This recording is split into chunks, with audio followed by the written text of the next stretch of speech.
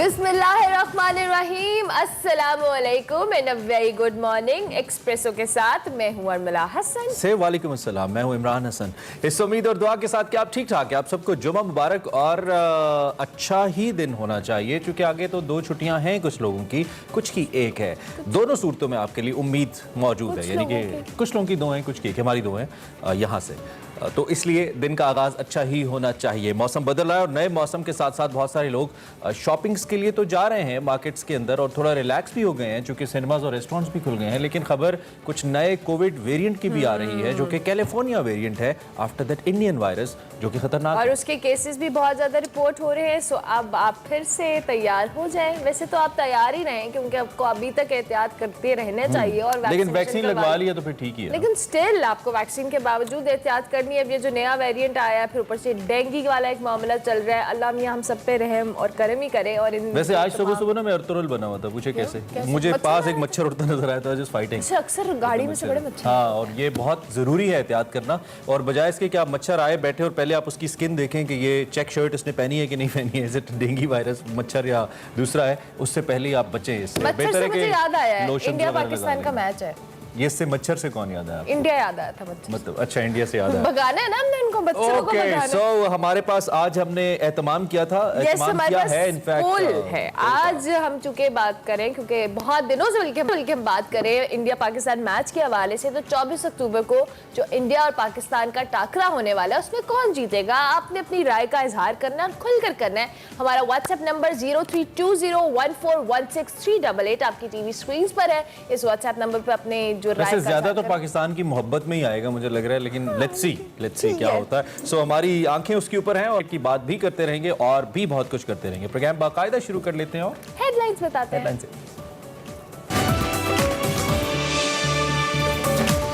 मुल्क में महंगाई का जोर, पीडीएम का मुल्क गिर एहतजाजी मुजाहिरों का नया शेड्यूल जारी। आज मुल्क के बड़े शहरों में एहतजाज का ऐलान। FATF का फिर सियासी फैसला, एक्शन प्लान पर 99% अमल के बावजूद पाकिस्तान को फरवरी तक ग्रे लिस्ट में बरकरार रखने का ऐलान। पाकिस्तान में भारतीय वायरस के बाद कैलिफोर्निया वेरिएंट का इंकशाफ। लाहौर, कराची, पेशावर और इस्लामाबाद में दर्जनों केसेस रिपोर्ट। रुपए की मुसलसल बेकदरी, डॉलर की तारीखी उड़ान पर गवर्नर स्टेट बैंक की अनोखी मंतक, मुआशी माहिरीन को हैरानो परेशान कर दिया। इस्लामाबाद में इंडोनेशियन सफारत खाने के ताउन से बातक डे का अहवाल बताएंगी सना हुमायूं सेगमेंट फ्लैग्स में। बैनुल अक़वामी खलाई स्टेशन पर 90% कशिश सकल होने के बावजूद खलाबाज तैरते क्यों हैं, जानिए सेगमेंट साइंस एंड टेक में। और सेगमेंट देसी फूड में फरियाल राना खिलाएंगी रीगल चौक की 60 साल पुरानी दुकान का जायकेदार हलीम। जैसे ना मुझे अपनी जिंदगी में गवर्नर स्टेट बैंक जैसा कॉन्फिडेंस चाहिए कि मैं इतने बड़े ओहदे पे और मैं ऐसी स्टेटमेंट्स दूं। बड़ी खबर में बात करेंगे।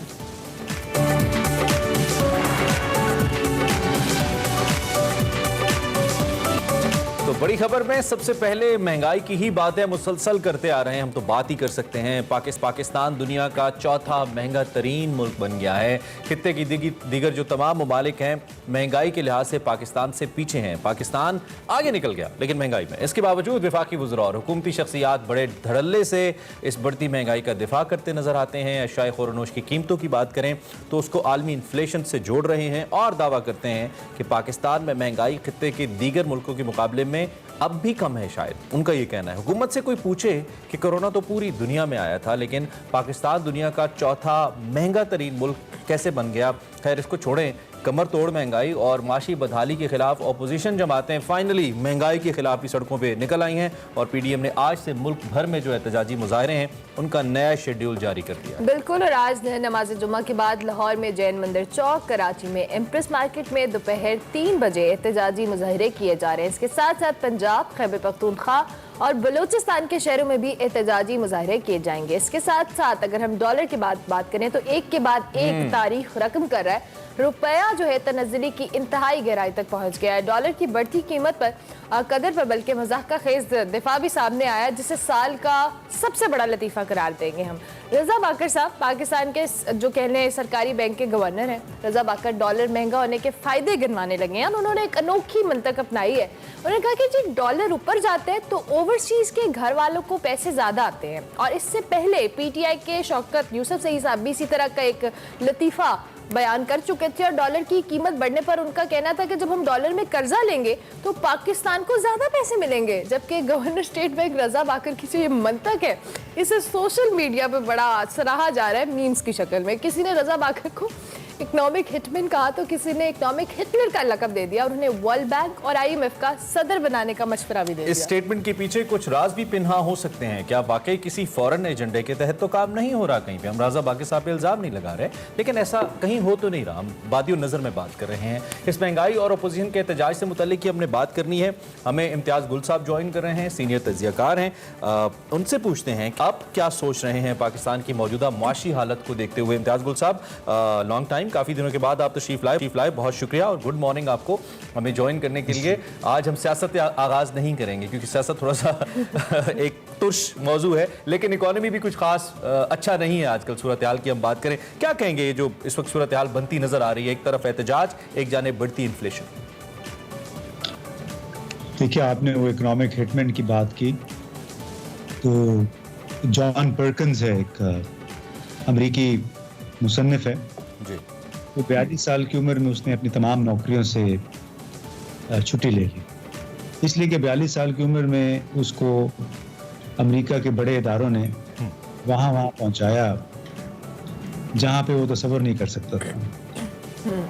और वो अमेज़न के जंगलों में गया, साउथ अमेरिका के जो ऑयल फील्ड्स थे, सऊदिया, तो उसने उस पे तजुर्बात पे मबनी पे किताब लिखी, वो थी confessions of an economic hitman. Okay. और उसमें उसने बताया कि किस तरह अमेरिका, IMF, वर्ल्ड बैंक छोटे मकरूज मुल्कों को अपने शिकंजे में कस देते हैं अपने मनपसंद, अपने चुने हुए लोगों के जरिए। अच्छा, इसलिए उसने लिखा उस नाम, और वो किताब 4 साल तक उसने कोशिश की छपवाने की। अमेरिका में कोई पब्लिशर उसको नहीं छाप रहा था।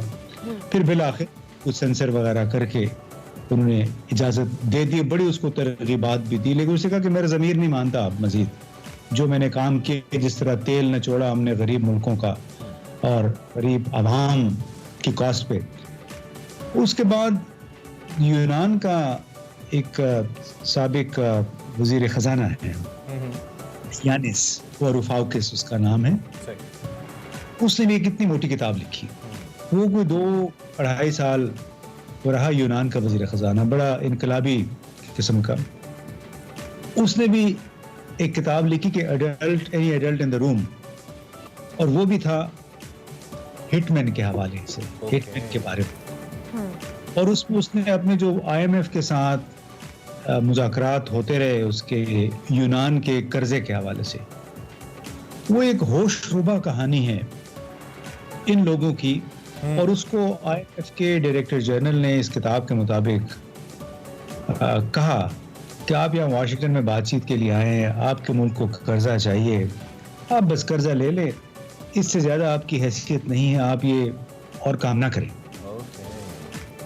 सो उसने वो जो किताब फिर लिखी है, आजकल बड़ा मकबूल भी हो गया वो, लेकिन उससे बिल्कुल ज़बरदस्त मंजरकशी की है। 110 अरब डॉलर का कर्जा यूनान पे थोपा गया जी।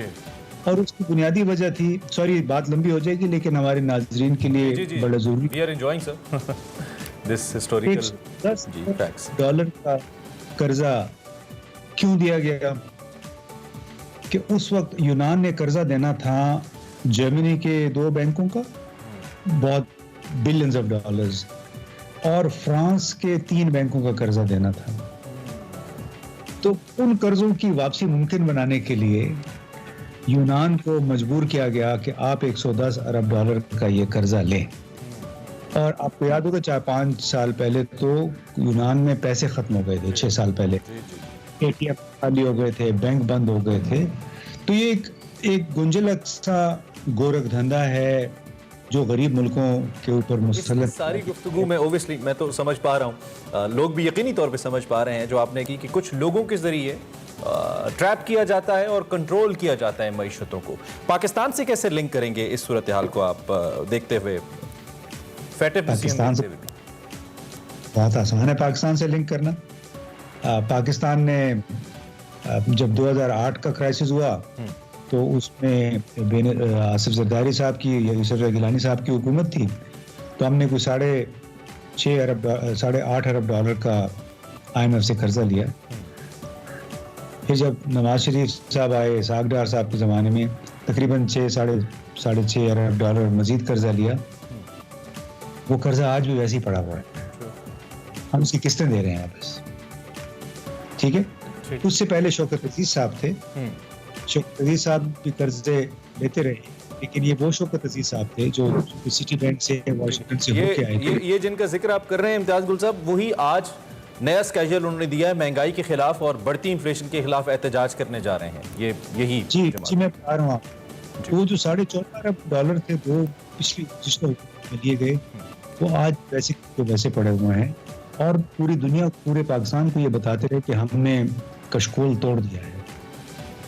इतना इन्होंने इस कौम को गुमराह किया। तो ये जो चाहे शौकत तरीन हैं, चाहे शौकत अजीज हैं, चाहे बाबर हैं जो जा चुके हैं, वो पैसे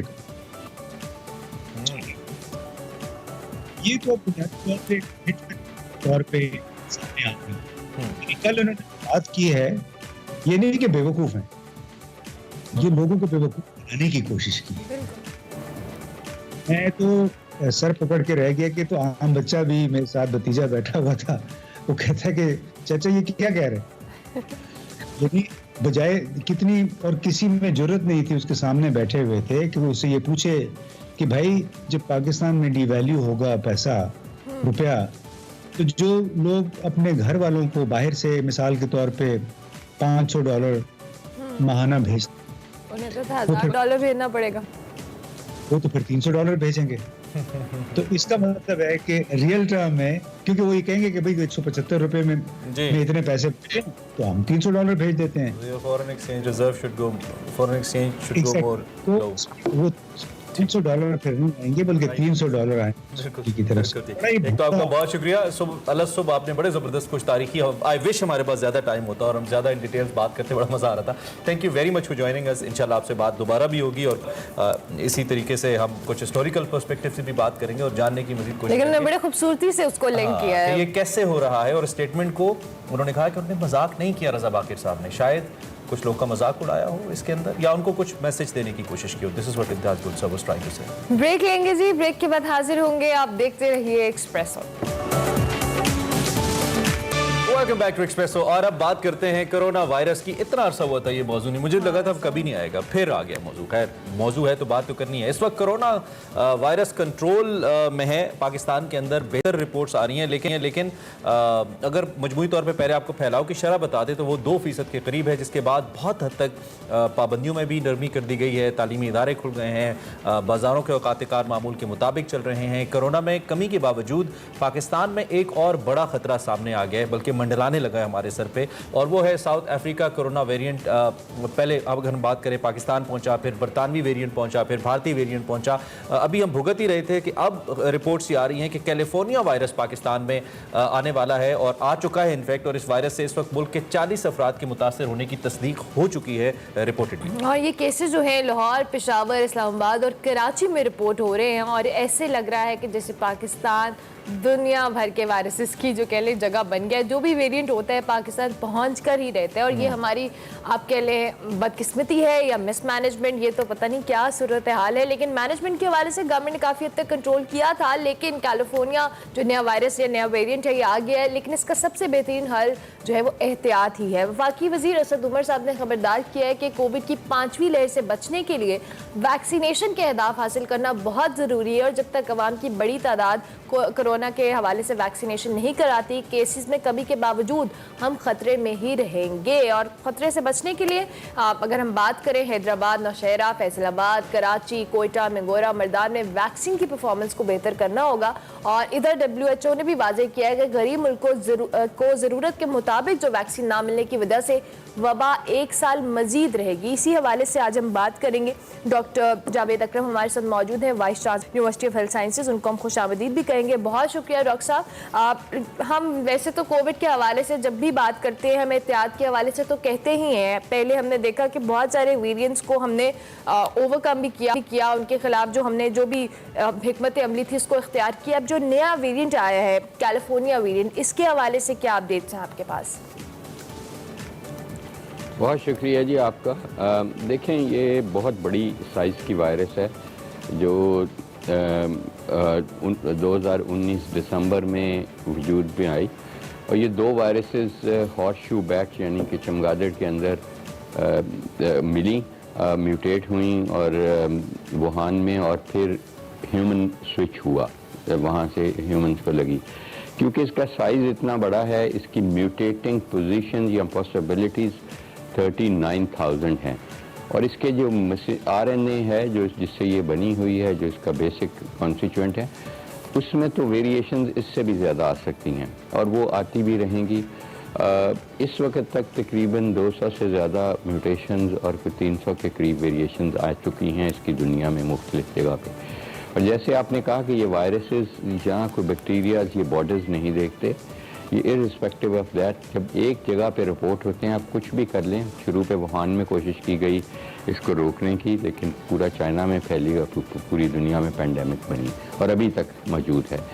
तो इसकी मैं समझ रहा हूँ कि एक तो हमने बहुत प्री मैच्योरली इसको अपनी, चाहे गवर्नमेंट ने अपने चीज़ें कारोबार खोलने की इजाज़त दी, स्कूल खोलने की, लेकिन इसका ये मतलब नहीं था कि आप मजबूरी के तहत ज़रूर आप हजूम करें, ज़रूर आप अपने SOPs छोड़ दें, ज़रूर आप मास्क छोड़ दें। ये रवैया इंतहाई ख़तरनाक है और हम इसको पैंडेमिक फटीक कहते हैं कि कौम पैंडेमिक फटीक में मुब्तला हो गई है कि उकता चुके हैं, वो पाबंदियों से ज़िंदगी नहीं गुजारना चाहते, ख्वाहिशों की कुर्बानी नहीं देना चाहते और जानों की कुर्बानी देना चाहते हैं।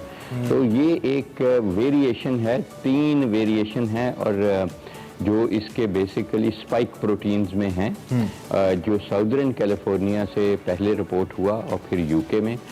अब यूके ने तो हर्ड इम्यूनिटी किसी हद तक क्रिएट कर ली थी और वहाँ 40,000 केसेस रिपोर्ट हो रही हैं कल एवरेज। तो देखें, वो तो already there in the first peak. और ये मैं अल्लाह करे कि ऐसा ही मौजज़ा ही मैं कहूँगा होगा कि अगर ये पीक हमारे इधर तक ना पहुँचे, अल्लाह करे। इसलिए मेरा ख्याल है जी असद उमर साहब के ट्वीट हम फ्लैश भी कर रहे हैं, जिसमें उन्होंने डॉक्टर साहब ये कहा है कि हम अगर वैक्सीनेशन टारगेट्स को मीट नहीं करते तो उससे ये खतरा ज़्यादा बढ़ेगा। अब जब हम सारी यूनिवर्सिटी, स्कूल्स वगैरह भी खोल बैठे हैं, पूरे कारोबार, सिनेमाज, रेस्टोरेंट, सब कुछ, यानी कि तमाम जो पब्लिक गैदरिंग्स हम वो अलाउ कर रहे हैं, तो उसके बाद अब ये दोबारा जो वायरस सर उठा रहा है, तो क्या इसका हल सिर्फ वैक्सीन ही होगा या एक बार फिर पाबंदी की सी सूरत हाल खुदा न खास्ता कुछ अरसे बाद हो सकती है? अब चूँकि वैक्सीनेशन भी बहुत ज़्यादा तो नहीं लेकिन काफ़ी हद तक हो भी चुकी है, लोग करवा भी रहे हैं, तो अब फर्दर क्या सिचुएशन आप फोर्सी कर रहे हैं? देखें, एक तो मैं आपसे कुछ हद तक इत्तेफाक अनफॉर्चुनेटली नहीं करूंगा कि अभी वैक्सीन की काफ़ी मकदार नहीं हुई। हम 20% से 25% के दरमियान खड़े हैं इफेक्टिवली, और ये नज़र आ रहा है कि इनमें से बहुत सारी जेली एंट्रियाँ हैं, ये भी नज़र आ रहा है हमें। ये हमारे मुल्क को, इमेज को टार्निश कर रहा है कि मरे हुए लोगों को भी कार्ड्स बन रहे हैं। दूसरी तरफ हम ये देख रहे हैं कि हमारी 20,000 डोजेस कल कैंसाइनों की एक्सपायर हो गई पड़े। अभी दिसंबर में हमारी कराची में मैसेंजर RNA यानी कि फाइजर की, तो क्यों आपको कोवैक्स आइंदा वैक्सीन देगा? क्या एक्सपायर करने के लिए देगा? क्या इन कामों के लिए देगा? क्या तो हमारा ये तो ये जो लॉजिस्टिक सिस्टम है ना, इसका ये इम्प्रूव करने की बहुत जरूरत है। डॉक्टर साहब, और हमें कलामी की माजरत, हुकूमत ने तो कोशिश की है, हुकूमत ने तो कोशिश की है कि लोगों को इंकरेज किया जाए। वैक्सीनेशन का सिस्टम भी अच्छा था, हमने जब जाके वैक्सीनेशन सेंटर्स देखे हैं, उसके बावजूद फिर क्या आप इसका जिम्मेदार हुकूमत को ही ठहराएंगे जो वैक्सीनेशन नहीं हो रही और डोजेस एक्सपायर हो रही है, या लोगों का रवैया? नहीं, ऐसा नहीं है। देखिए मैं इनका प्रोविंशियल गवर्नमेंट को ठहराऊंगा कि ये तो फेडरल गवर्नमेंट ने तो प्रोविंशियल गवर्नमेंट को सिंध में दे दी, अब ये फेडरल गवर्नमेंट तो नहीं जाके वहां लगा सकती, तो ये तो डायरेक्टली रिस्पॉन्सिबिलिटी सिंध गवर्नमेंट की थी कि वो इन्वेस्टिगेट करे, इन लोगों को फांसी चढ़ाए जिन्होंने कई जिंदगियां ले ली इन वैक्सीन को एक्सपायर करके। देखिए जिंदगी बचाने वाली वैक्सीन है ये, और मैं समझता हूं कि अभी हम 20% पे खड़े हैं जिस स्पीड से लगा रहे हैं। ये 4 साल लगेंगे, 4 साल में कम से कम 400-300 के करीब म्यूटेशंस आ चुकी होंगी, और ये 5वीं लहर नहीं, अनफॉर्चुनेटली हम डबल डिजिट में जा चुके होंगे। इसको देखिए हुकूमत definitely I agree with you कि जो फेडरल गवर्नमेंट और एनसीओसी ने बहुत अच्छा काम किया और कर भी रही है, वो प्रोक्योर कर सकते हैं। अब लगाने के लिए इतने बड़े मुल्क में, जो कि दुनिया का 3रा बड़ा मुल्क बनने जा रहा है और हम 5वां बड़ा मुमलिकत अभी हैं, इसके लिए इंफ्रास्ट्रक्चर, लॉजिस्टिक्स, इसके लिए मॉनिटरिंग सिस्टम, IT सिस्टम बहुत ही ज्यादा फाल होना चाहिए और अकाउंटेबिलिटी होनी चाहिए उस गवर्नमेंट की जिसने ये एक्सपायर कराई है। ये तो सिंध गवर्नमेंट ने हुआ ना, तो इसको इन्वेस्टिगेट होना चाहिए फेडरल लेवल पे, FIA वगैरह किसी को इन्वेस्टिगेट करना चाहिए, और उनको सजा नहीं देंगे तो ये होता रहेगा। तो मैं समझता हूं कि हमें इस वायरस को हमें म्यूटेट करने का चांस नहीं देना चाहिए, हमें इससे पहले अपनी हर्ड इम्यूनिटी क्रिएट कर लेनी चाहिए, अदरवाइज तो ये अगर साल रहेगी तो ये वैक्सीन नकारा होती जाएगी, कोई शक्ल आती क्योंकि वो इफेक्टिव नहीं रहेगी। ठीक हो गया, बहुत शुक्रिया डॉक्टर साहब कि आपने अर्ली इन द मॉर्निंग हमें ज्वाइन किया और ये बड़ा पॉइंट रेज किया कि हमें अपने लॉजिस्टिक सिस्टम को इम्प्रूव करने की ज़रूरत है कि इतनी सारी वैक्सीन जो लाइफ सेविंग वैक्सीन हैं वो इस तरह से एक्सपायर हो रही हैं, और फेडरल गवर्नमेंट तो जब प्रोविंशियल गवर्नमेंट्स को दे देती है तो उनकी जिम्मेदारी है कि वो अपने शहरियों को उस तरह से वैक्सीनेट करें। अभी हम एक ब्रेक लेंगे, ब्रेक के बाद हाजिर होंगे। आप देखते रहिए एक्सप्रेसो।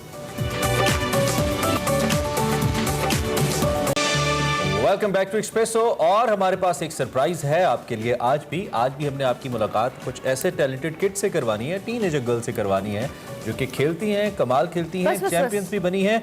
और कैसे बनी है ये सस्पेंस है अच्छा, ये थोड़ी देर बाद बताएंगे। पहले लेकिन खाना खा लिया। हाँ, पहले आपको खाना खिलाते हैं ताकि आप पेट आपका खाने में है आपको रीगल चौक की मशहूर हलीम। ठीक है, 2 ले आए। देसी फूड में फरियाल खिलाएंगे आपको।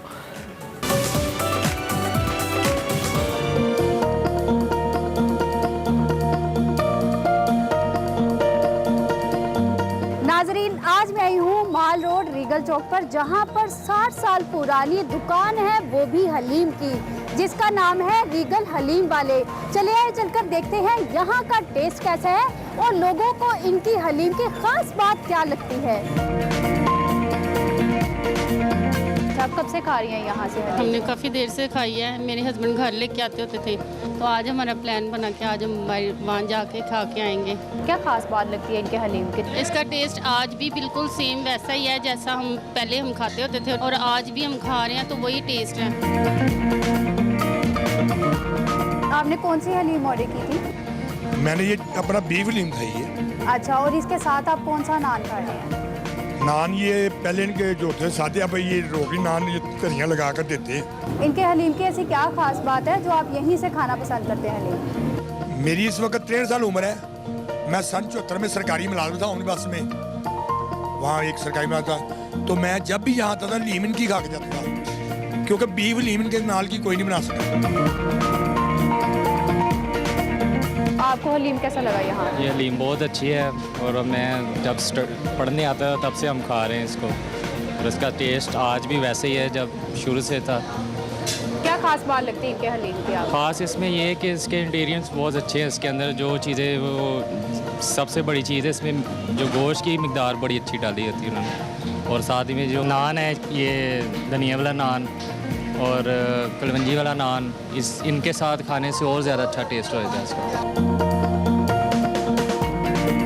हमारे साथ मौजूद है यहाँ के ऑनर अली रज़ा साहब। आप मुझे बताएं, आप शुरू से ही यहाँ पर काम कर रहे हैं? जी, 1961 से अल्हम्दुलिल्लाह ये मेरे दादाजी ने काम शुरू किया था, उसके बाद मेरे वालिद साहब, अब ये काम मैंने संभाला हुआ है, और जो मेयार 1961 में था वही मेयार आपको अब भी मिलेगा। आपके दादा ने जब ये काम शुरू किया था तो सिर्फ हलीम से किया था या और भी चीज़ें थी? जी, सिर्फ हम बीफ हलीम तैयार करते थे, उसके बाद हमने चिकन हलीम और चने वगैरह ऐड किए बीच में। 1961 में जब आपके दादा ने ये काम शुरू किया था तो यहाँ पर आपकी सिर्फ हलीम की एक ही दुकान थी या और भी दुकानें थी? एक ही दुकान थी और लोग बड़ी दूर दूर से ये हलीम खाने आते थे और अभी उनके औलाद यानी कि नस्ल आगे जिस तरह जितनी दुकान पुरानी होती जा रही है उतनी कस्टमर बढ़ते जा रहे हैं। कस्टमर बढ़ने की खास वजह क्या है? हमारा ये आला मेयार है, जो ये टेस्ट 1961 में था वही आपको अभी मिलेगा, क्योंकि ये हमने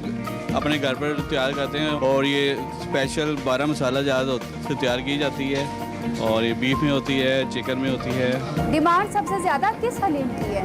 बीफ हलीम की ज़्यादा डिमांड है, स्पेशल मसालों से तैयार की जाती है। ये हलीम को तैयार करने में कितना टाइम लग जाता है और इसमें कौन कौन सी दालें इस्तेमाल होती हैं? 10 से 12 घंटे लगते हैं हलीम तैयार करने में।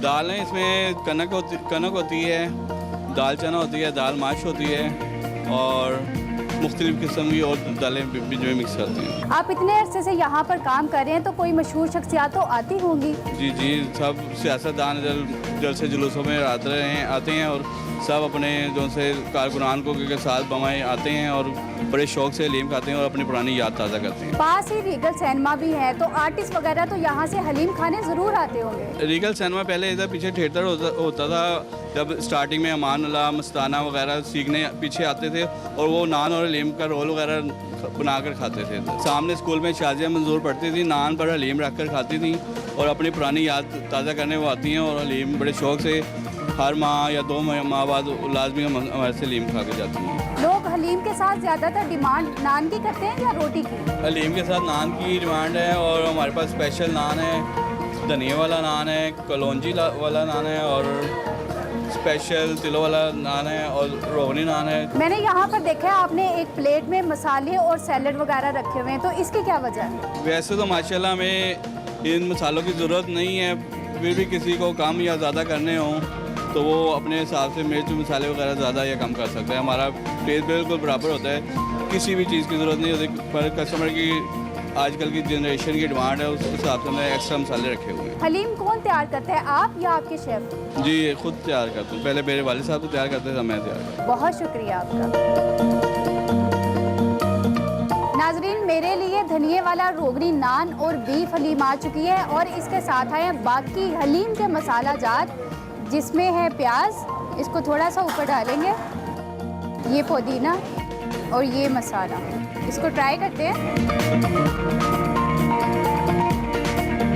नाजरीन, ये वाकई बहुत ज़्यादा लजीज है, आप लोग भी एक बार ज़रूर ट्राई करें। मिलते हैं अगले नए देसी खाने में, अल्लाह हाफिज़।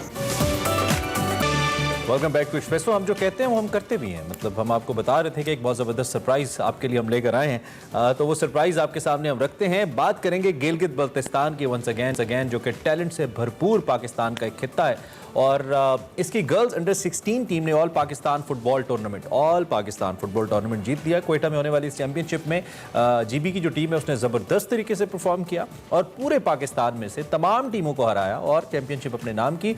इस वक्त हमारे साथ 2 प्लेयर्स जो कि इसका हिस्सा है इस टीम की, लाइबा और दुआ, वो लाइव हमें ज्वाइन कर रही हैं। लेकिन इससे पहले कि हम लाइबा और दुआ को वेलकम भी करें, उनकी बात भी करें, वी मस्ट अप्रिशिएट, हमारी इन्फॉर्मेशन के मुताबिक नासिर अली साहब हैं जो कि स्पोर्ट्स एंड कल्चर मिनिस्टर हैं जीबी के, उनकी बड़ी स्पेशल एफर्ट्स शामिल हैं इस टीम को वहाँ तक ले जाने में और खिलाने में। सो राजा नासिर साहब, जहाँ पे हम बहुत तनकीद करते हैं हुकूमत जहाँ पे रोल प्ले नहीं करती, वहीं पर हम आपको अप्रिशिएट करते हैं कि आपने इस तरह का रोल प्ले किया और सब जो कल्चरल स्पोर्ट्स मिनिस्टर हैं सभी सूबों के, उन सबको सीखना चाहिए। राजा नासिर साहब बिल्कुल, दुआ और लाइबा इस वक्त हमारे साथ मौजूद हैं, दोनों को हम खुशामदीद कहेंगे। कांग्रेचुलेशंस आप दोनों को, बहुत बहुत मुबारकबाद। दुआ और लाइबा, कैसी हैं आप दोनों? थैंक यू, ठीक है। हम, आप कैसे हैं? बिल्कुल ठीक ठाक। सबसे पहले तो अपने इस मैच के हवाले से बताएं लाइबा, कितना इंटरेस्टिंग, कितना थ्रिलिंग मैच था ये जो आपने जीता? बहुत इंटरेस्टिंग मैच था क्योंकि पाकिस्तान के हर सूबे से टीम्स आई थी और काफ़ी टफ मैच थे, तो हमने आपस में कम्पीट किया। बहुत अच्छा था कि हमने हर मैच जीता और फाइनल काफ़ी टफ था लेकिन हम जीत गए। ठीक है, थोड़ा सा अपनी इस गेम के हवाले से हमें इन स्पेसिफिक बताइए, क्या ये आम सरफेस के ऊपर आप लोग खेलते हैं? Because we got to know कि it is a bit different than normal football, futsal इसको कहा जाता है। सो थोड़ा सा इसको हमारे देखने वालों के, मेरे लिए भी इनफैक्ट एक्सप्लेन कीजिए इसको। फुटसॉल एक ऐसा गेम होता है जो बिल्कुल प्लेन सरफेस पे खेला जाता है, ग्रास पे नहीं खेला जाता है, कभी वुडन पे खेला जाता है या कभी सीमेंट पे खेला जाता है। तो इसके लिए आम प्लेयर से ज्यादा टफनेस, ज्यादा स्टेमिना चाहिए होता है या कम चाहिए होता है? इस हवाले से भी बताइए, जो आम गेम है उससे हटके। जी, फुटसॉल एक क्विक गेम है जिसमें आपको क्विक डिसीजंस लेने होते हैं। इसमें आपके पास टाइम नहीं होता कि आप बॉल को अपने पास होल्ड करो, आपको क्विक डिसीजंस लेने होते हैं, मूवमेंट करनी होती है और पोजीशंस चेंज करनी होती हैं। अच्छा, आप ज्यादा देर बॉल को क्यों होल्ड नहीं कर सकते? आप ग्राउंड छोटी होती है या इसके रूल्स में शामिल है या? नहीं, रूल्स में शामिल नहीं है, ग्राउंड छोटा होता है और अगर आप बॉल ज्यादा होल्ड करें तो फिर आपके लिए नुकसान है। ओके, ठीक हो गया, ठीक हो गया। अच्छा दुआ, आप बताएं कि आपने, चूंकि जिस तरह से ये अभी लाइबा भी बताई थी कि बड़ा इंटरेस्टिंग टूर्नामेंट रहा, बड़ा थ्रिलिंग रहा, तो आपका एक्सपीरियंस कैसा रहा और जब आपने हराया तब कैसी फीलिंग्स थी? बहुत टफ मैचेस थे, मतलब हर जगह से लड़कियां आई तो अपने सबके पास अपने अपने टैलेंट थे, तो उन लोगों ने वो शो करके मतलब बहुत अच्छे टफ टैलेंट हुए। और लड़कियों के लिए तो ये मतलब हम लोग तो फुटबॉल खेलते हैं, फुटबॉल में टफ में हमें बहुत मुश्किल हुआ क्योंकि वहाँ फुटबॉल की स्पीड बढ़ जाती है, तो हमें इसके लिए स्टेमिना ज़्यादा चाहिए होता है। और मतलब बहुत टफ मैचेस हुए, इन लोगों ने भी हमें टफ टाइम दिया और हमने भी उनको टफ टाइम दिया, बहुत खुशी हुई हमें जीत के। अच्छा, और अगर मैं आपसे ये पूछूं कि क्या इसमें भी आप डिफरेंट पोजीशंस पे खेलते हैं, और अगर डिफरेंट पोजीशंस पे खेलते हैं तो आप दोनों किस किस पोजीशन पे, लाइबा और दुआ दोनों खेलता है? मैं तो फॉरवर्ड खेला था, मतलब कहीं पर भी खेल सकती हूँ मैं, क्योंकि डिफेंस और आपको अटैक हर जगह पे करना होता है, लेकिन मैंने इस बार फॉरवर्ड खेला था। वैसे तो मैं डिफेंडर हूँ। कितने गोल किए फॉरवर्ड खेलते हुए? मतलब एक मैच में 3 किए थे, एक में 2 किए थे पर्सनली। Wow, that's great. जबरदस्त। अच्छा ये बताएं कि आप दोनों ने कितनी उम्र से ये फुटबॉल खेलना शुरू किया? क्योंकि ऑब्वियसली आपको बचपन से ही शौक हो तो फिर ही जाकर कहीं आप इतने बड़े लेवल पर आकर अचीवमेंट ले सकते हैं। तो दो आपसे पूछेंगे, आपने कितनी एज में खेलना शुरू किया? मैंने 14 इयर्स के जब मैं थी तब मैंने स्टार्ट किया था। जबरदस्त। और लाइबा आपने?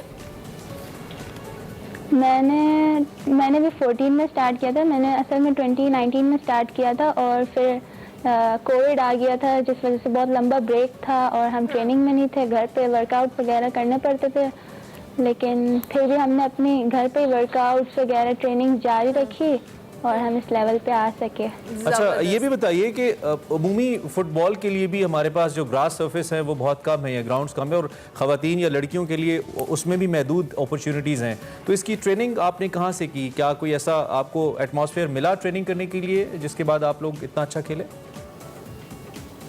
जी, गिलगित में काफ़ी ज़्यादा अकेडमीज़ हैं जहाँ पे हम ट्रेनिंग कर सकते हैं, और अभी जैसे जैसे आगे जा रहे हैं, टाइम आगे जा रहा है, और भी अकेडमीज आ रही हैं और ज़्यादा अपॉर्चुनिटीज़ मिल रही हैं लड़कियों को भी, और लड़कियों का स्पोर्ट्स आगे बढ़ रहा है।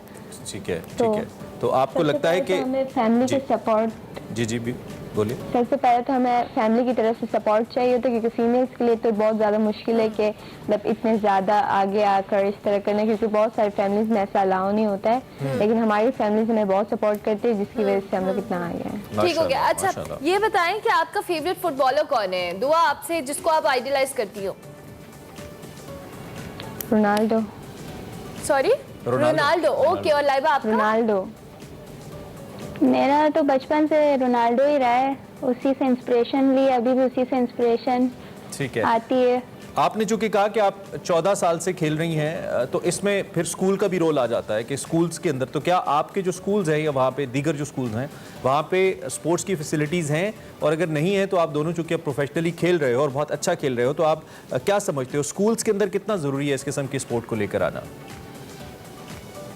स्कूल्स में बहुत ज़्यादा ज़रूरी है, क्योंकि हमारे स्कूल्स में मतलब फुटबॉल अगर आता है तो वो सिर्फ बॉयज़ के नाम पे आता है। हमारे स्कूल्स में इतना गर्ल्स फुटबॉल प्रमोट नहीं किया जाता, जिस वजह से लड़कियां खुद भी आगे नहीं आती, उनका कॉन्फिडेंस बहुत लो होता है जब फुटबॉल की बात आती है।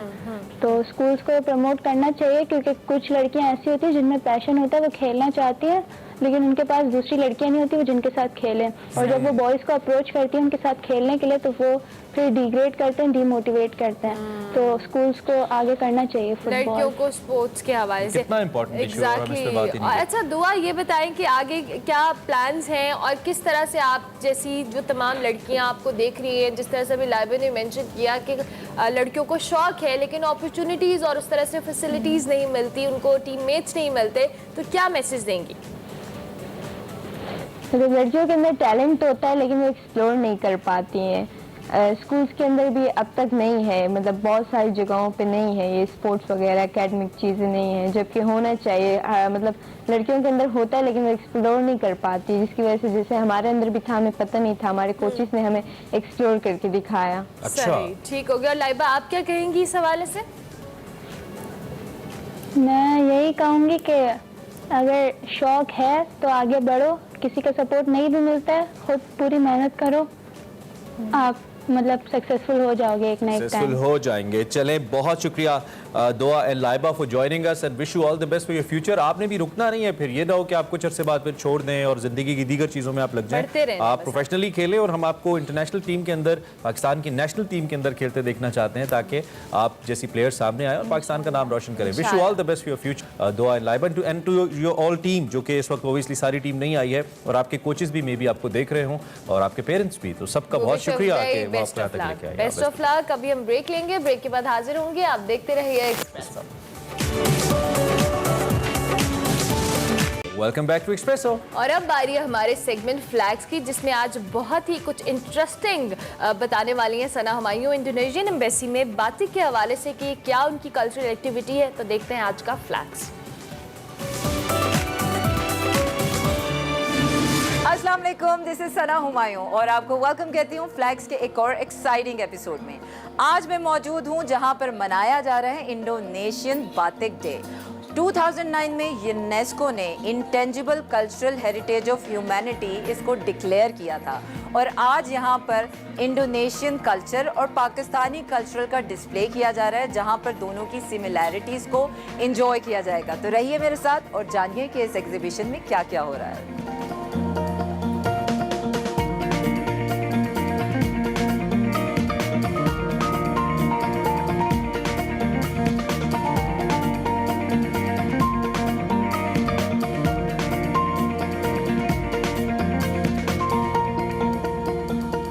मैं इस वक्त मौजूद हूँ आशीला के साथ और ये स्टूडेंट हैं जो कि इस्लामाबाद में रहती हैं, पर इस एग्जीबिशन के लिए स्पेशली एम्बेसी की तरफ से यहाँ पर पार्टिसिपेट कर रही हैं। Ashila, it has been a wonderful experience. Ashila, ये इवेंट तो बहुत रंगारंग है। आपने भी बातिक पहना हुआ है, मैंने भी बातिक पहना हुआ है। मुझे ये बताएं कि यहाँ आपने क्या डिस्प्ले किया? Culture that you are displaying here. ये सब आर्टिफिशियल चीजें हैं लेकिन बातिक से ही बनाई गई हैं। ये हैंडबैग है, ये भी बातिक का ही बना हुआ है। इसमें आपने आपको सिर्फ कपड़े ही नहीं, मुझे लगा था कि सिर्फ कपड़े ही होंगे, but you can have everything like accessories, necklace, shawls, cardamom, cardigans, everything like this, right? या इट्स अवेलेबल। या और अभी यहाँ पर आप कुछ दिनों बाद यहाँ पर बातिक स्टूडियो में आपको इंडोनेशियन बातिक स्पेशलिटी जो है वो आप ख़रीद भी सकते हैं और यहाँ पर ये जो सुवेनियर्स की तरह चीज़ें एग्जीबिशन लगा है, इसके बाद ये आपको बातिक जो है वो यहाँ पर अवेलेबल भी हो जाएगा। Right Ashley? या इट्स राइट। ओके।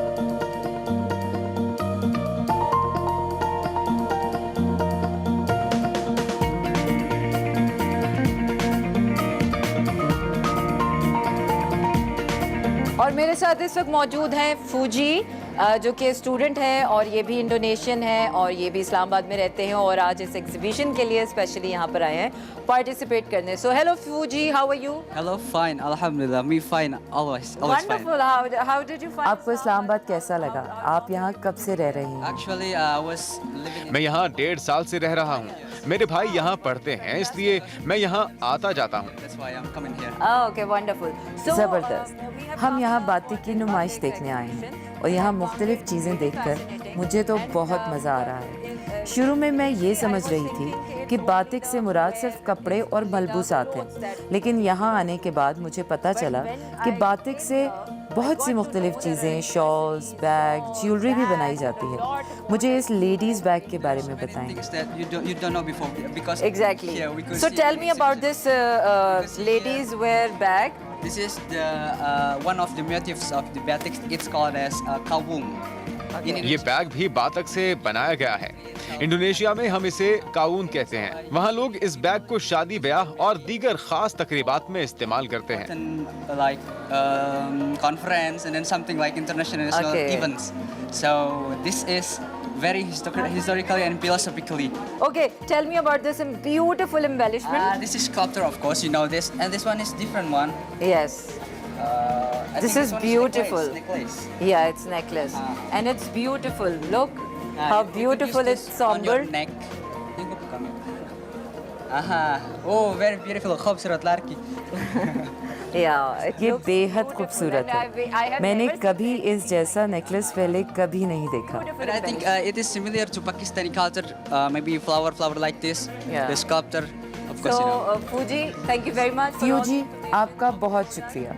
मैं उम्मीद करती हूँ कि आपका यहाँ स्टे अच्छा गुजरे। Full here in Pakistan. In Inshallah, inshallah, inshallah. Thank Thank you you. very much.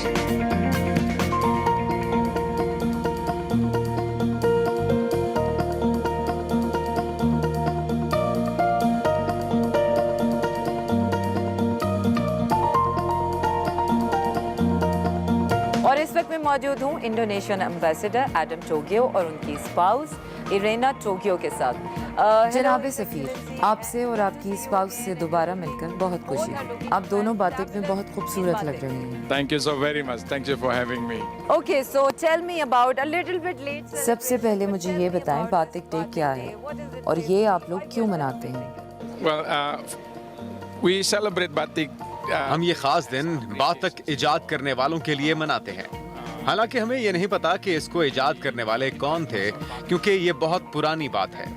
असल में बातक डिजाइन बहुत सदियां पहले बोरोबुदुर के मंदिरों में इस्तेमाल किया जाता था। बातक का आगाज वहां से हुआ था और फिर नस्ल दर नस्ल आगे बढ़ता गया। बातक अब यूनेस्को के नाकाबिले तस्खीर इंसानी विरसे में शामिल है। यही वजह है कि हम 2 अक्टूबर को बातक डे के तौर पर मनाते हैं।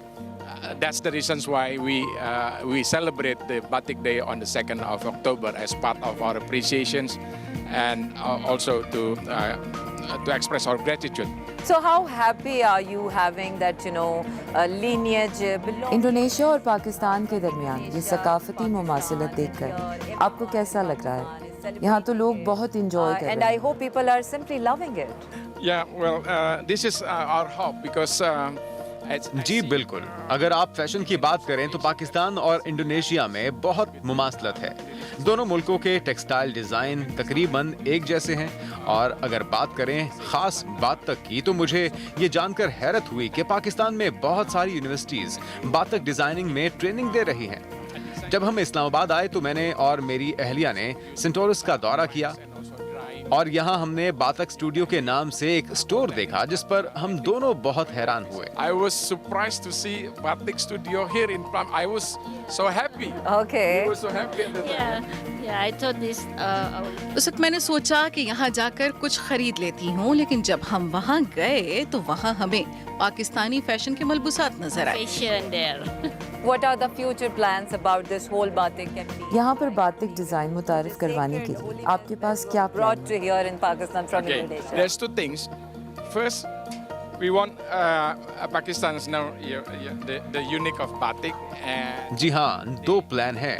पहला ये कि पाकिस्तान में बातक के डिजाइन्स पाकिस्तानी सकाफत की नुमाइंदगी करें और दूसरा ये कि हम पाकिस्तान में मौजूद फैशन डिजाइनर्स को बुलाएं और उनसे पाकिस्तानी स्टाइल के बातक डिजाइन करवाएं। अब आप ये पूछेंगे कि पाकिस्तान स्टाइल के किस तरह, तो ट्रक आर्ट एक बेहतरीन बातक डिजाइन के तौर पर इस्तेमाल किया जा सकता है। बातक एक ऐसा रंग है जिससे किसी भी किस्म के डिजाइन बनाए जा सकते हैं। Truck art. Okay. Or probably like That would be a new thing. new things because I think Batik's like a medium technique, but if you look at the white canvas, you can draw anything. In Indonesia, how do you wear Batik? अच्छा, मुझे अब ये बताएं कि Indonesia में आप बातिक क्या कोई खास दिनों में On a पहनते हैं? national days. Batik can use any occasion. We can. जी नहीं, बातिक किसी भी दिन पहना जा सकता है। जीन्स, शलवार कमीज सबके साथ बातिक पहना जा सकता है। हम शादियों में भी बातिक पहनते हैं। Wear for casual and for any occasion. बातिक के gowns, shirt, T shirt, trousers, jackets कुछ भी बनाकर पहन सकते हैं। मर्द और औरत दोनों बातिक के मलबूसात पहन सकते हैं। ये बहुत अच्छी बात है। मुझे इस वक्त हर जगह बातिक ही बातिक नजर आ रहा है। Right now. Yeah, in the exhibitions we put into display, a couple wearing the same batiks because. जी हाँ, हम जब भी इसकी नुमाइश करते हैं तो हम जोड़ों को बातिक के डिजाइन पहनवाते हैं। इंडोनेशिया में किसी भी खास मौके पर शौहर और बीवी दोनों बातिक के एक जैसे डिजाइन पहनते हैं। पाकिस्तानी रंगीन लिबास पहनते हैं। खास तौर पर यहाँ की औरतें बहुत रंगीन लिबास पहनती हैं। बातिक में भी बेशुमार रंग इस्तेमाल किए जाते हैं। मुझे उम्मीद है कि इस तरह के इवेंट से पाकिस्तान में बातिक इस्तेमाल करने का रुझान बढ़ेगा। With the competitions, then people in Pakistan will be encouraged to know more about batik. So now I would like to know from both of you. मैं आप दोनों से पूछना चाहूँगी कि पाकिस्तान में अपनी सकाफत को इस तरह मनाकर आपको कैसा लग रहा है? Environment of Pakistan. Well, thank you so very much. I really grateful that next month. बहुत शुक्रिया। मैं आपको बताना चाहता हूं कि अगले माह एक बाजार भी लगाया जा रहा है। इसमें हमारे सिफारत खाने को भी मदऊ किया गया है कि हम न सिर्फ बातिक के मलबूसात की नुमाइश करें बल्कि उनको फरोख्त भी करें। हमें इस बाजार का हिस्सा बनने पर बेहद खुशी है। Very keen to have further collaborations with MoMA. Thank you very much. जनाब सफ़ीर, आपसे दोबारा मिलने पर मैं बहुत खुश हूँ। मैं उम्मीद करती हूँ कि ये तमाम एक्टिविटीज़ इसी तरह जारी रहें। आप इंडोनेशियन सकाफत को इसी तरह पाकिस्तान में इंट्रोड्यूस करवाते रहें ताकि आपका दिल यहाँ लगा रहे। Thank you so very much, Humaira. Thank you for मैं आपका भी शुक्रगुजार हूँ। inviting me also for these sessions. Thank you. Thank you. Very interesting event, बहुत कलरफुल। मुझे ऐसे लगा कि मैं जैसे पाकिस्तान में मिनी इंडोनेशिया की सैर कर रही हूँ। Everyone is wearing batik and batik is all in environment and there is a lot of similarity between Pakistani और इंडोनेशियन कल्चर की, जो कि मैं बहुत इंजॉय करती हूँ। अब तक के लिए फ्लैग्स में बस इतना ही। अगले हफ्ते फिर आपको किसी और एक्साइटिंग गेस्ट से मिलाएंगे। तब तक के लिए रखिए अपना ख्याल। मुझे दीजिए इजाज़त। अल्लाह हाफ़िज़। Welcome back to Expresso. वैसे तो कहते हैं कि age is just a number, और जब आपके अंदर कुछ मोटिवेशन हो तो आप कुछ भी कर सकते हैं। और ऐसे ही आज के हमारे गेस्ट हैं जिन्होंने ताशकंद में होने वाली world body building and physique sports championship में गोल्ड मेडल अपने नाम किया है। 50+ कैटेगरी में उन्होंने गोल्ड मेडल अपने नाम करके सबको हैरत में मुब्तला कर दिया है। इससे कबल वो मिस्टर पाकिस्तान का टाइटल भी अपने नाम कर चुके हैं। और अब मजीद हम उन्हीं से बात करते हैं। स्टूडियोज में मौजूद दोस्तों आप देख ही रहे हैं अब्दुल वहीद साहब हमारे साथ मौजूद है, चैंपियन अब्दुल वहीद साहब। उनको हम वेलकम करते हैं। Sir thank you very much for joining us. बहुत शुक्रिया आप तशरीफ लाए। बड़ी फख्र की बात है, बड़ी अच्छी बात है। इस उम्र के बॉडी बिल्डर्स मैंने तो नहीं देखे, इतने इंटरव्यूज़ किए, पहली दफ़ा इस एज ग्रुप के अंदर आपको देख रहा हूँ तो मुझे बहुत अच्छा लग रहा है। आपको कैसा लग रहा है यहाँ पे? माशाल्लाह अच्छा लग रहा है माशाल्लाह। और अल्हम्दुलिल्लाह मैं तो ताशकंद में गया था इंशाल्लाह भाई, अल्लाह पाक की मेहरबानी से चलो इवेंट देखते हैं कैसा होगा। अच्छा, कैसा एक्सपीरियंस होगा। तो देखते देखते गोल्ड मेडल जीत के और जब मैंने स्टेज पे गया थोड़ा तो घबराया तो मैं आया था। अच्छा, यार इतना बड़ा इवेंट है और लड़के भी माशाल्लाह अच्छे हैं। ये अल्लाह पाक की डोरी छोड़ दी, अल्लाह की ताकत मेरे साथ थी। मेरे पूरे पाकिस्तान की, मेरे स्टूडेंटों की, मेरे अपना माँ बाप की मेरी ताकत मेरे साथ थी। मैंने फिर जोश से पोजी की अल्हम्दुलिल्लाह अल्लाह के हुक्म से, और अल्लाह पाक ने मुझे विन कर दिया और मैंने पाकिस्तान का झंडा लहराया। कहा जाता है कि जब आप पोजिंग करते हैं स्टेज पे, मुझे पता नहीं है आप बता दीजिएगा, तो आपको काफ़ी देर अपना मैदा खाली रखना पड़ता है ताकि आप बेहतर तौर पे कट्स वगैरह नज़र आएँ, तो उससे आपका ब्लड प्रेशर भी लो हो सकता है, मतलब प्रॉब्लम मेडिकली भी हो सकती है। तो कुछ ऐसा मुश्किल था आपके लिए? देखो जी, जो मेरे पीछे उस्ताद थे ना माशाल्लाह बहुत दिमाग रखने वाले थे। वो यही बात कहते थे, जान है तो जहान है। वाह। कोई चीज़ ऐसी आपने यूज़ नहीं करनी, पानी नहीं छोड़ना आपने। जो लोग पानी छोड़ देते हैं, सिर्फ मुझे पानी उन लोगों ने बंद करवाया रात 10-11 बजे करीब। ठीक है, फिर आपने पूरा दिन सुबह पानी पोज करना था। अच्छा। हाँ, पूरा पोज करना था, खाली स्टमक, और पूरा आपने ये पोज करने सवेरे जब पेट ज़ाहिर पानी छोड़ा होता जिसमें खुश्क होना शुरू हो जाता है। फिर ड्राई फ्रूट वगैरह लेना है, हल्की फुल्की बस लेनी का पीनट बटर वगैरह लेना है। नॉर्मल रूटीन में भी तो आपका डाइट प्लान बड़ा मैटर करता है ऑब्वियसली, जब आपने अपनी फिजिक बनानी है और स्पेसिफिकली स्पोर्ट्स के लिए। सो आपका डाइट प्लान क्या था, किस तरह से आपके दिन का आगाज होता है, ब्रेकफास्ट क्या है, लंच क्या है, डिनर क्या है, हम थोड़ा सा जानना चाहिए। अंडे कितने खाते हैं? ये देखो ना, ये डाइट प्लान तो बंदा ना अफोर्ड कर सकता ही नहीं है पहले नंबर पे, पर बड़ा मुश्किल से जो अपना एक गरीब आदमी हो तो उसके लिए डाइट प्लान बड़ा चलाना बहुत औखा है। आजकल अंडे देखो आप कितने महंगे हो गए, बंदा क्या खाए। बिल्कुल। अभी तो मेरी 12 की रूटीन जा रही है। अच्छा। इसमें दलिया वगैरह होता है, ड्राई फ्रूट वगैरह होता है, फिश आपने वगैरह कम किए हैं महंगाई के बाद अंडे? अभी थोड़े से कम किए हैं। जब कंपटीशन आएगा तो फिर थोड़े बहुत ज़्यादा खाने पड़ेगा। माय गुडनेस भाई, अगर कोई पोल्ट्री फार्म वाला देख रहा है तो स्पॉन्सर करते हैं, अंडे हमारे चैंपियन है ये। भाई ये मुश्किल हो रहा है। एक्सपोजर के बाहर जब गए ओबियसली, पहले पाकिस्तान में आप खेले, मिस्टर पाकिस्तान भी बने, क्या सीखा आपने बाहर जाके जब आपने मुकाबले में हिस्सा लिया, और दूसरा कितने ममालिक थे जिसके प्लेयर्स वहाँ पे थे? उधर हमारे मुल्क हम 40-42 होंगे, 40-42 ममालिक, जैसे हंगरी वगैरह, हांगकांग वगैरह, अपना ऑस्ट्रेलिया, ये वो हर चीज़ उधर मौजूद थे। कम से कम 300 एथलीट थे उधर खेलने वाले कंपटीशन माशाल्लाह। और इंडिया के तो आपको पता 80 एथलीट आए हुए थे। अच्छा। फिर भी हम लोगों ने, जैसे हमारे 15, 12, 16 लड़के थे, फिर भी ज़्यादा जम के कंपटीशन किया, फिर भी हम 3 सिल्वर मेडल और 1 गोल्ड मेडल लेने के लिए कामयाब हुए इंशाल्लाह। अच्छा, बड़ी दिलचस्प बात आपने की, जो हमारे उस्ताद हैं, मुझे तो लगता था कि आप अपने ट्रेनर खुद ही होंगे, मतलब इतना अरसा आपको हो गया, जैसा कि ऑफियर आपने बताया कि आप 25-30 साल से माशाल्लाह वर्कआउट कर रहे हैं और मेंटेन कर रहे हैं। उसके बावजूद आपके जो मेंटोर, तो मेंटोर आपसे यंग हैं जो आपको सिखाते हैं, या फिर आपसे भी? नहीं, वो मेरे से छोटे ही हैं। अच्छा। पर माशाल्लाह ये सलमान अहमद मसलमीनी का चैंपियन है हमारे पाकिस्तान का। अच्छा। ये बार गोल्ड मेडल भी लेके आया। ओके। और इसके बाद Salman the guy was here, नहीं Umar, he was Umar. Okay okay, हाँ ठीक, सलमान अहमद भट्ट साहब ने। अच्छा। तो माशाल्लाह चैंपियन ने, और बहुत बड़ा अच्छा दिमाग रखने वाले बंदे। तो जरा अपना डाइट प्लान तो हमें बताएं, क्या क्या खाते हैं आप अंडों के अलावा? अंडों का वाला मेरा कीमा होता है, फिश होती है, इसमें ड्राई फ्रूट चलता है, फ्रेश जूस चलते हैं, फल वगैरह चलता है इसमें। अच्छा।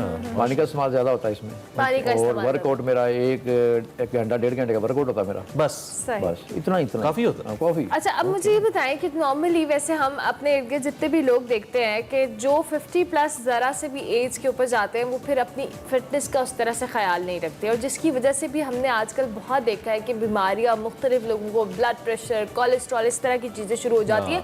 वर्कआउट प्रेफर नहीं करते या वॉक करना भी प्रेफर नहीं करते। सो वो लोग जो इस वक्त आपको देख रहे हैं, और वो उन सब के लिए आप नो डाउट एक मोटिवेशन है कि आप 50+ भी हो गए तो आपने वर्कआउट या एक्सरसाइज करनी है, उनको क्या कहेंगे आप? उन लोगों को तो मैं यही कहूँगा, आप मेरी तरफ देखें, इस उम्र के हिस्से में ट्रेनिंग कर रहा हूँ आप, ठीक है, इसमें थोड़ा सा डाइट प्लान का रोल होता है। डाइट प्लान अच्छा तरीके से आपसे घर वालों को मिलता रहे, और नहीं आपने ट्रेनिंग करनी तो कोई बात नहीं, आप वॉक करनी शुरू कर दें सुबह नमाज के बाद।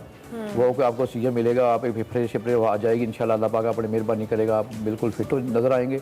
जब आपने करना ही कुछ नहीं, आपने खाने ही जाके बाजारी खाने, परोठे खा लिए, नान खा लिए, कढ़ाइयाँ खा ली, अब इससे तो मसाले हुई चीज़ें खा ली, तो सुबह तो मैदे में जलन हो ही होगी। मतलब लाहौर तो आपने माइनस कर दिया बॉडी बिल्डिंग, लाहौर ये तो सब यही खाते हैं। इन चीज़ों से बचोगे आप तो आप लोग फिट हो जाएंगे। अभी तो इस उम्र में ट्रेनिंग कर रहा हूँ। फॉर्मल सवालों को छोड़िए, अमूमी तौर पे हम लड़के, मैं खुद को लड़का कह सकता हूँ, कह ले मुश्किल है, इसलिए करते हैं कि चलो जरा बाहर जाएं, मार्केट मॉल्स के अंदर जरा लोग देखें, लड़कियां शड़कियां इंप्रेस हो हमसे। तो आपसे भी लोग नंबर शंबर तो मांगते होंगे मार्केट में? नहीं, मेरे इंप्रेस तो होते होंगे। पता बात क्या है, मुझे शुरू से इस काम का शौक ही नहीं था। अच्छा, ठीक है, पहले नंबर मैं सिर्फ अपने आपने सिर्फ गेम को गेम किया था, गेम पे फोकस किया गेम को। और जब मैंने अपने still have a better body than Salman, मैंने अपना जिम मैंने 1994 में अपना ना मनावे गांव के बाटापुर एरिया में डाला था। अच्छा। और मैंने देखा नशे की लांत बहुत ज़्यादा इधर, और मैंने ये दिमाग में मिशन ले लिया, यार इन बच्चों को मैंने बचाना है, बेचारा किसी के बाद फीस नहीं होती, कोई बात नहीं, मेरे पास आओ और मुझे देखो यार, इस उम्र में ट्रेनिंग कर रहा हूँ मैं, आप लोग क्यों नहीं करते आप? और ज़ाहिर बच्चे घर में माँ बाप से बताते हैं जाके, वही बाबा जी का वो कहते हैं हमारे पास फ्री आओ, गेम करते हैं, हम आपको गाइडलाइन देते हैं। अच्छा, और माशाल्लाह बच्चे काफ़ी मेरी तरफ आए हैं। अच्छा, और तो ये बड़ी नेकी भी कर रहे हैं आप। हाँ, और नेचुरल पावर डाइट उन लोगों को बताता है, ये प्रोटीन वगैरह, ये चीज़ें वगैरह, स्टीरॉइड वगैरह से दूर हो जाओ इनसे, फ्री भी दे तब भी आप लोगों ने लेना इसे। नेचुरल पावर, सही। लोगों बच्चे अभी यंग ब्लड ने, कल को आपकी शादियां भी होनी है, सारा कुछ बच्चे पैदा करने आप लोगों ने, तो ये चीज को वोट करें, इसकी नजदीक लाएं। फिजिकल फिटनेस तो आपके लिए ये बताएं आगे फर्दर क्या प्लान है? मिस्टर पाकिस्तान भी बन चुके हैं, मिस्टर पंजाब का टाइटल भी आपने अपने नाम किया, अब आगे क्या प्लान है आपने? आगे मेरा मिशन तो मेरा यही है, ओलंपिया खेलूं अल्लाह के हुक्म से। अच्छा, मेरी लंबी उम्र ही 100 साल तक होगा, मैं 100 साल तक भी खेल सकता हूँ अल्लाह के हुक्म से। माशाल्लाह। और मैं तो ये कहता हूँ पाकिस्तान मेरी हुकूमत मेरी सपोर्ट करे, और मैं इंशाल्लाह, ये मुश्किल नहीं है झंडा लहराना पाकिस्तान को, इंशाल्लाह मैं झंडा फिर लहरा सकता हूँ। आपने लहराया और आप लहरा सकते हैं। अच्छा, ये जो आपने पहले पॉइंट, क्योंकि नौजवानों के हवाले से बहुत ज़रूरी है, मैं चाहता हूँ हम कंक्लूड ख़त्म इसी पे करें। जो नौजवान इस जानिब जा रहे हैं या जा सकते हैं, वो ऐसा क्या करें? क्योंकि इस उम्र में आपको पता है ये चीज़ें अट्रैक्ट भी तो बहुत करती है ना, नशे, स्मोकिंग एंड ऑल। कैसे इससे बचें और कैसे इस तरफ आएँ? कोई टिप दे सकते हैं आप जो आपकी ज़िंदगी का कोई तजर्बा हो कि देखना, ये चीज़ तो ऐसे आपको, ये आप जब वॉक करेंगे या ट्रेनिंग करेंगे, ज़ाहिर ये आप कोई नशा वगैरह करेंगे तो सांस तो आपको चढ़ेगा। ठीक, फेफड़े तो आपके ख़राब होंगे। ये तो वक्त तो होता है, या सिगरेट पीता है, ये करता है, वो करता है। ये जब आप वर्कआउट की तरफ आएंगे, डाइट प्लान अच्छा करेंगे, आप जैसे चकनाहट थोड़ी बंद करेंगे आप लोग, ठीक है, चकनाहट से परहेज करेंगे, बिल्कुल डाइट पर अच्छा तरीके से लेंगे आप, थोड़ा सा 2 घंटे बाद 3-3 घंटे बाद लें, पर लोग ले थोड़ा सा। और ये जो हम जैसे लोग 2 दिन जिम जाके हम तो शादी आ जाती है किसी की, हम तो ऐसे खाते हैं जैसे कल क्या डाइट हेल्दी होनी चाहिए, आपने अपनी फिटनेस का ख्याल रखना है। बहुत शुक्रिया अब्दुल वही सब के आप आए, और आपको बहुत बहुत मुबारकबाद एक बार फिर गोल्ड मेडल के लिए। आप इसी तरह से आगे पाकिस्तान को करते रहे, पाकिस्तान का नाम रोशन करते रहे। और कॉर्पोरेट जो सेक्टर है उसके लिए बहुत ज़रूरी है कि वो सपोर्ट करे ऐसे एथलीट्स को, ऐसे प्लेयर्स को, ताकि वो अफोर्ड कर सकें और बड़े बड़े मुकाबलों में पाकिस्तान का नाम रोशन कर सकें। ब्रेक लेंगे, ब्रेक के बाद हाजिर होंगे, आप देखते रहिए एक्सप्रेस।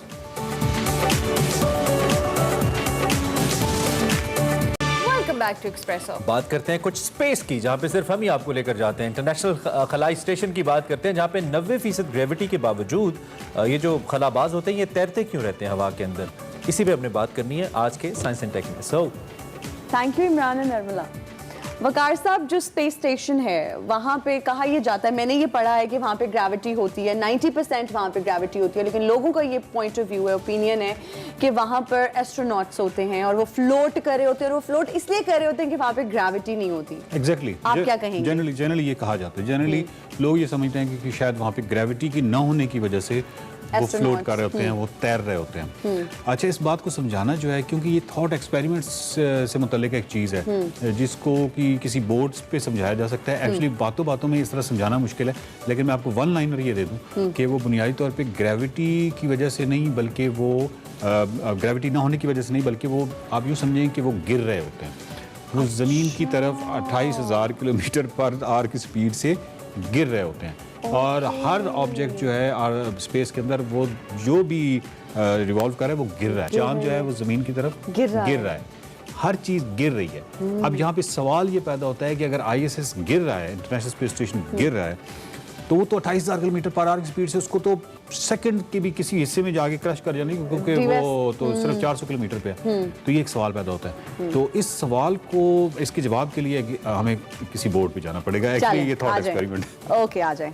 सवाल ये था कि इंटरनेशनल स्पेस स्टेशन पे जो लोग हैं वो फ्लोट कर रहे हैं, और वो जो तैर रहे हैं तो वो इस वजह से नहीं तैर रहे कि वहाँ पे कोई ग्रेविटी जो है वो जीरो है, बल्कि वो इस वजह से तैर रहे हैं कि इंटरनेशनल स्पेस स्टेशन जो है वो ज़मीन की तरफ गिर रहा है। और इसको समझाने के लिए थोड़ा सा, क्योंकि ये थॉट एक्सपेरिमेंट है, जरूरी है। एग्जैक्टली, और नॉर्मल को हम नजर आ रहा है। अच्छा जी, सबसे पहले ये देखिए कि ये अर्थ है, हम जिस तरह भी, अब मेरी ड्राइंग बहुत कमजोर है, it's good I believe. Okay, ये अर्थ है, और अर्थ के ऊपर अगर हम देखें तो 400 किलोमीटर कोई इतना ज़्यादा फासला नहीं होता। तो ये ISS है, ठीक है, जो यहाँ पे इसके गिर्द कर रहा है, और 28,000 किलोमीटर पर आवर की स्पीड से वो इसके गिर्द ऑर्बिट कर रहा है। लेकिन इससे पहले समझाने के लिए कि ये कैसे ऑर्बिट कर रहा है, और एक्चुअली एक थॉट एक्सपेरिमेंट है न्यूटन का, वो ये है कि आपने ना देखा होगा कि आप जब कोई पत्थर फेंकती हैं तो थोड़ी दूर जाके वो गिर जाता है, ठीक है, वो इस तरह की एक शेप बनाता है। अगर आप बहुत जोर से फेंकेंगे तो क्या होगा?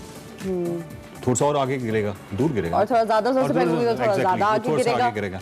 बिल्कुल इस तरह देखिए, अर्थ है, और अर्थ के ऊपर अगर कोई ऐसी से कोई पहाड़ है, और पहाड़ के ऊपर कोई तोप ऐसी पड़ी हुई है, ठीक है, और उस तोप में से एक गोला निकलता है, ठीक है, तो बहुत जोर से अगर वो गोला, तोप का जो गोला है उसको अगर किया जाए तो ये यहाँ जाके गिर जाएगा। बिल्कुल ठीक है।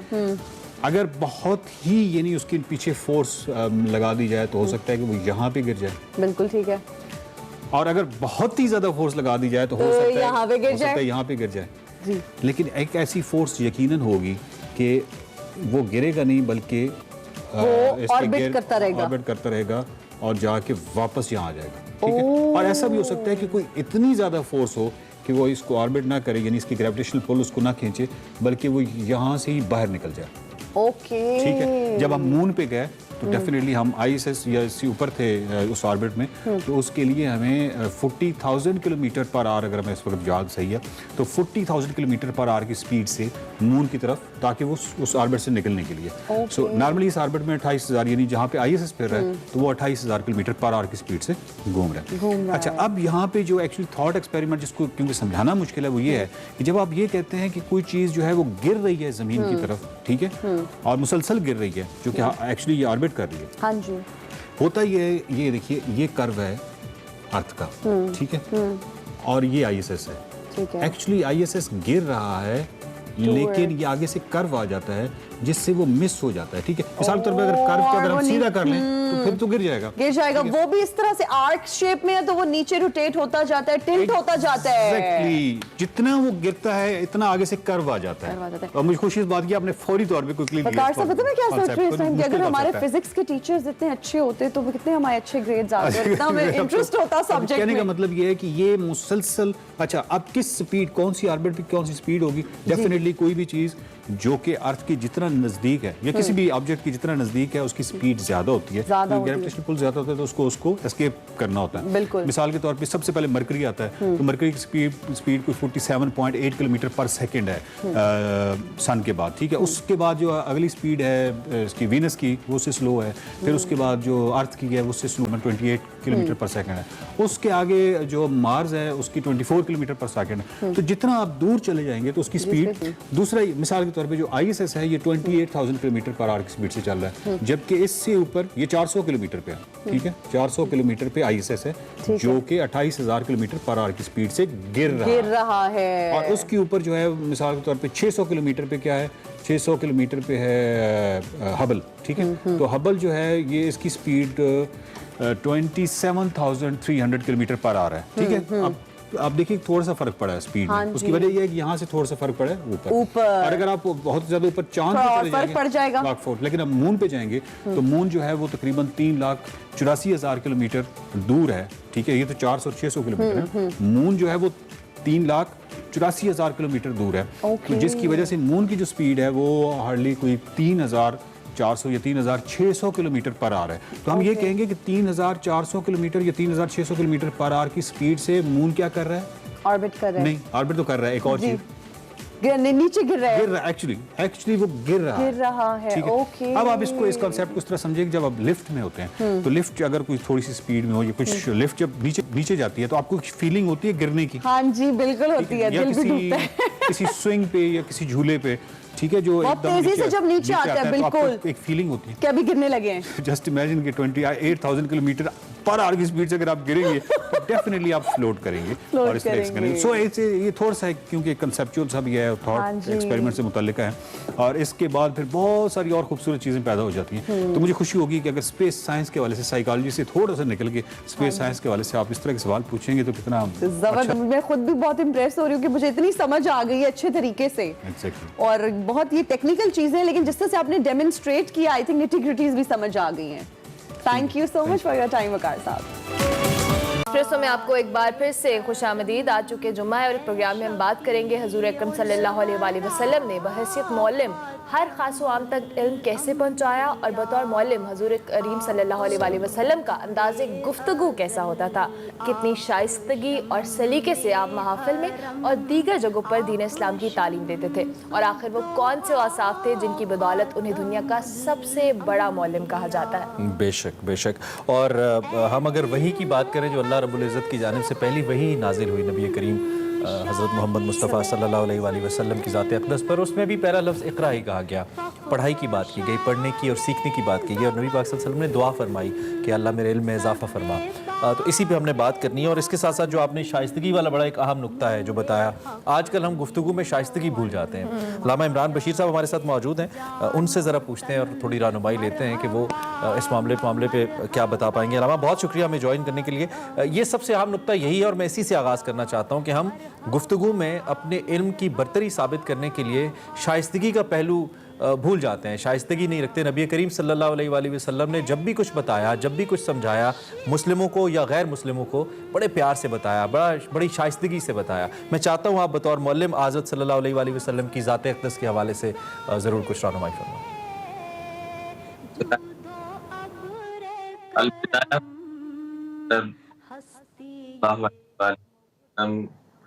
के बारे में तारीख के अंदर ये चीज़ें हमें मिलती हैं कि अल्लाह के महबूब अभी दुनिया में तशरीफ़ नहीं लाए। हज़रत शाया अलैहिस्सलातु वस्सलाम को अल्लाह ताला वही करके भेज रहे हैं, मैं ऐसा पैगंबर भेजने वाला हूँ, ऐसा अपना लाडला महबूब भेजने वाला हूँ।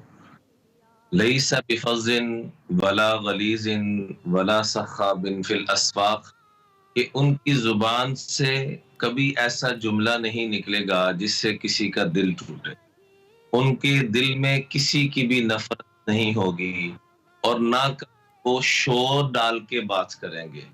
व अहब्बु लहू कुल्ला खुलुक़िन करीम, जहाँ लोगों के अखलाक की इंतहा होगी वहां से मेरे मुस्तफ़ा के अखलाक की इब्तदा होगी। ये आने से पहले अल्लाह के महबूब के औसाफ बयान किए जाते वसल्लम इस अंदाज में गुफ्तगू फरमाते थे कि आम से आम आदमी भी समझ जाए और खास से खास आदमी भी समझ जाए, छोटा भी समझ जाए, बड़ा भी समझ जाए। इसलिए फरमाया करते थे कि कल्लिमुन्नास क़दरा उक़ूलिहिम, हमेशा लोगों से उनके मेयार के मुताबिक बात करो। आपको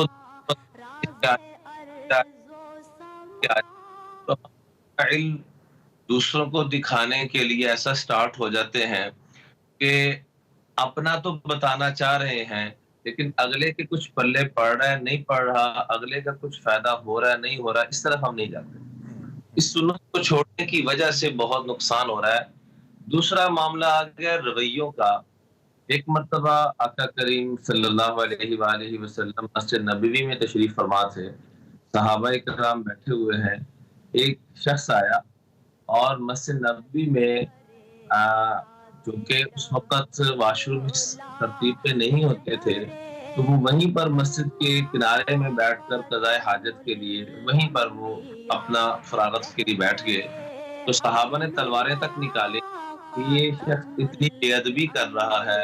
आपने फरमाया महलन महलन अलैकुम बिर्रिफ्क़, खैर जाओ। जब वो फारिग हो गए अल्लाह के महबूब सल्लल्लाहु अलैहि वसल्लम खुद उठकर उस शख्स के पास गए और जाके सिर्फ दो जुमले कहे कि ये अल्लाह का घर है, यहाँ पर ये मुनासिब नहीं, यहाँ पर गंदगी फैलाई जाए, इसको साफ सुथरा रखने का हुक्म है, और उस जगह को साफ करवाया। वो शख्स जब बाहर निकला अपने कबीले जाने तक एक ही जुमला उसकी जुबान पे था, मा रअयतु मुअल्लिमन मिस्लहु, अल्लाह की कसम मैंने ऐसा मुअल्लिम नहीं देखा, मैंने ऐसा देखा। और जाके वो चूंकि कबीले के सरदार थे, वो शख्स जाके पूरे कबीले को इस अखलाक और इस तालीम देने के अंदाज से इतना मुतासिर हुए वो, उन्होंने पूरे कबीले को मुसलमान कर।